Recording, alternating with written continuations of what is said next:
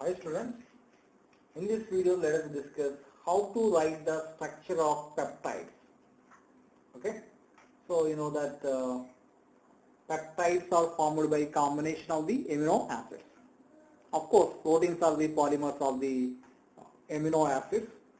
In last video we discussed about the amino acids, that is a structural classification. Okay.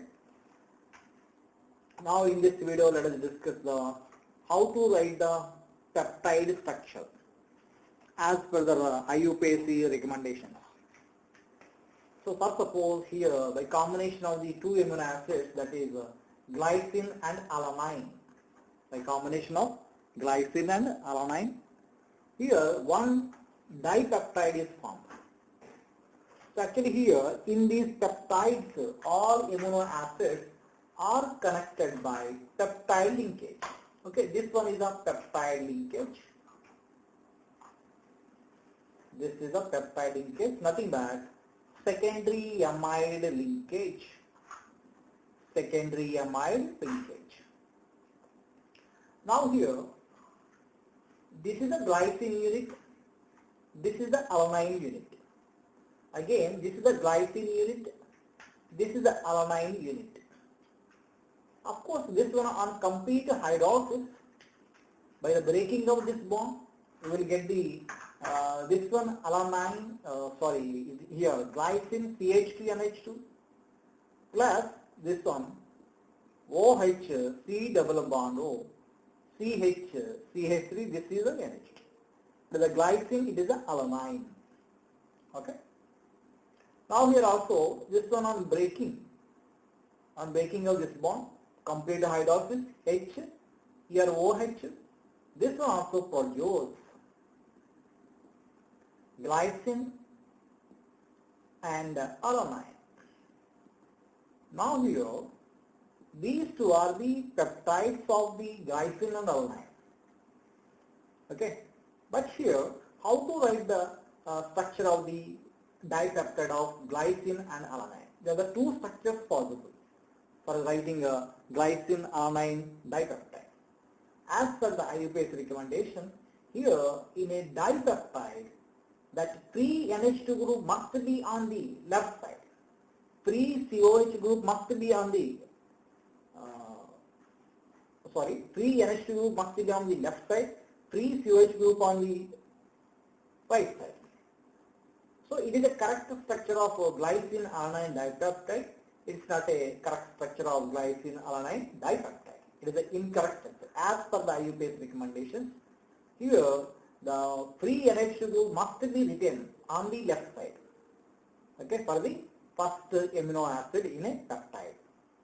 And free COH group must be on the right side. Okay, for the amino acid which is present on the right side. So it is a correct structure of the dipeptide. Now here in this dipeptide, that means the dipeptide of the glycine alanine, there is a amino functional group, there is a acid functional group, and there is a amide functional group. Okay, you can see the question like this, number of functional groups in a dipeptide of glycine and alanine. There are three functional groups. This is a newly generated functional group by combination of the glycine and alanine.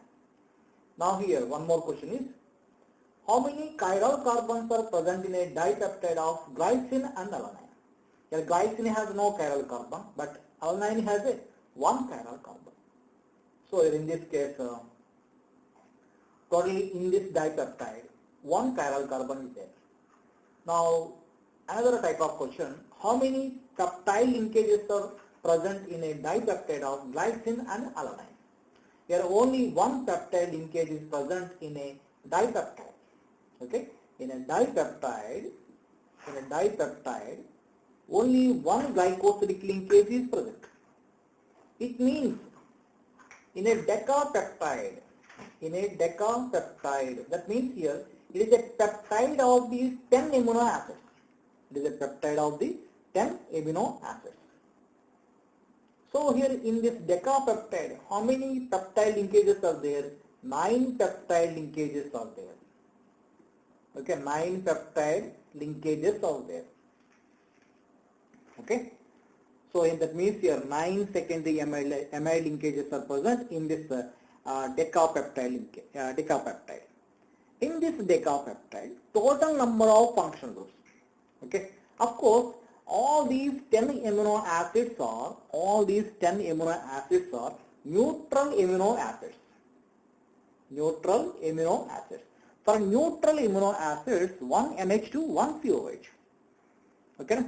So now here, for the first amino acid and for the 10th amino acid, your COH must be on the right side, the 3NH2 group must be on the left side for the first amino acid. For all remaining 8 amino acids, okay, so no other functional group, because the amino acids which are present in between the 1 and 10th amino acids, those NH2 group is involved in a amide formation, and COH also involved in a amide formation in other side.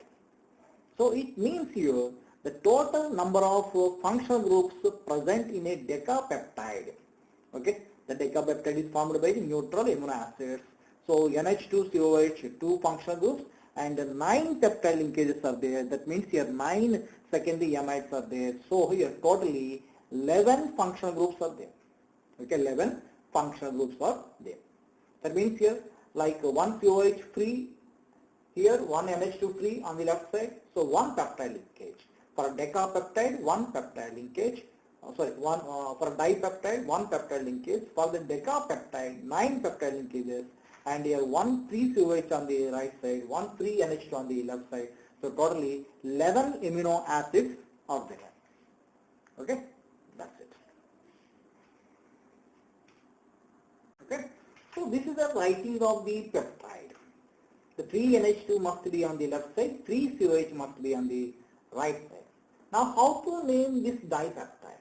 So actually it is a dipeptide of glycine and alanine. So here remove the ine actually, remove the ine and add YL. So its name is glycyl alanine. Its name is glycyl alanine. Okay. So here dipeptide has a one peptide linkage, because here it is formed by combination of the 2 amino acids. Now tripeptide has a 2 amide linkages. It is formed by combination of the 3 amino acids. Now tetrapeptide has a 3 amide linkages. It is formed by the combination of 4 amino acids. Okay.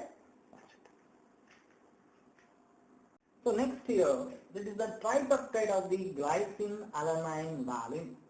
Okay, it is a glycine, alanine, and this is a valine. So how to name this compound? This tripeptide actually. And this tripeptide, 2 peptide linkages are there. So here in this case, glycyl alanyl, okay, the glycyl alanyl, the last word, that is the INE, is replaced by the YL, glycyl alanyl, and the last amino acid as well is named. Okay, that's it. Okay, so the tripeptide has 2 peptide linkages. Now in next case, so with the glycyl alanyl and valine, how many tripeptides are possible? How many tripeptides are possible with equal composition of all 3 amino acids?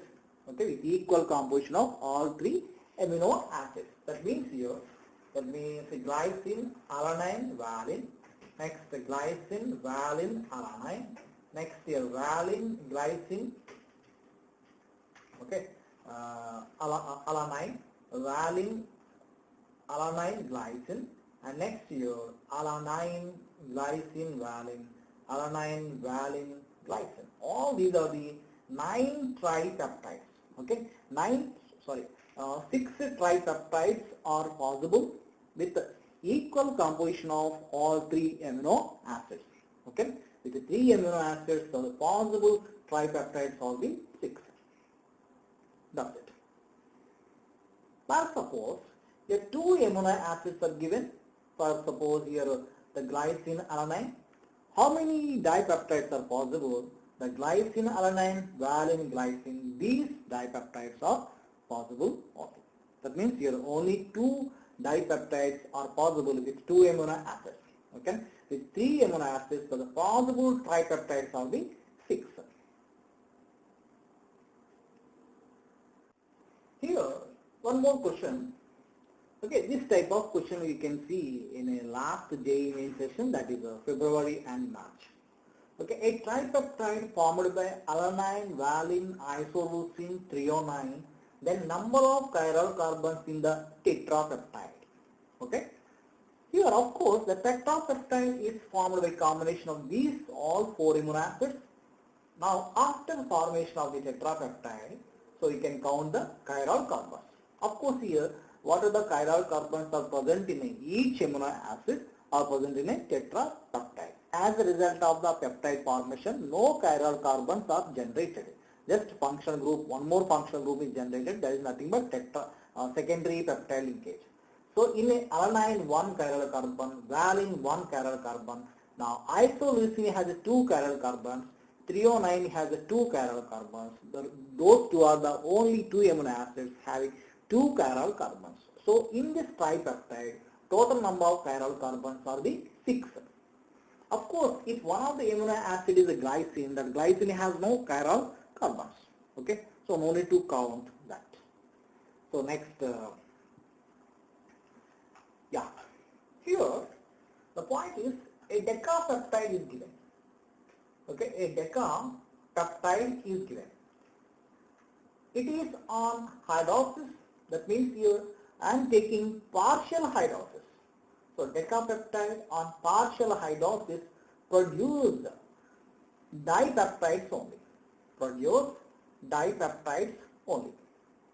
So decapeptide on partial hydrolysis produce dipeptides only. Okay. Now here in this case, how many water molecules are consumed for the decapeptide hydrolysis into dipeptides? Now here in this case, there is a one decapeptide. So A, this is A, and A. 1, 2, 3, 4, 5, 6, 7, 8, 9 and 10. There are 10 amino acids. There are the 10 amino acids. Of course, same or different. So here in this case, 1, 2, 3, 4, 5, 6, 7, 8, 9. Okay. So 9 peptide linkages are there. Now this is on hydrolysis, partial hydrolysis. Okay, partial hydrolysis. Dipeptide, here dipeptide, here dipeptide, here dipeptide. So how many water molecules are consumed? Here 1, 2, 3, 4. That means here the 4 into, we can calculate the molecular weight of the water molecule. Okay, which is consumed for the hydrolysis of this decapeptide into dipeptides only. Okay, that means here 4 water molecules are, that means 4 moles of water molecule consumed for the partial hydrolysis of this decapeptide. Okay, that's it. And finally, one interesting question, the insulin, it is given in a textbook also. So here in this case, this insulin is a protein, but it has some amino acids only. Okay, that means here only 51 amino acids are present in insulin. Okay, it is considered as a protein. Now here, how many peptide linkages are there in insulin? Okay, so here in this case, for 51 amino acids, here 50 peptide linkages are present. Okay, 50 peptide linkages are present. So very interesting this one. So insulin that has a 51 amino acids are present. That statement is given in textbook. But here in this case, there are how many peptide linkages are there? So 50 peptide linkages are there. Okay, that's it. Thank you for watching.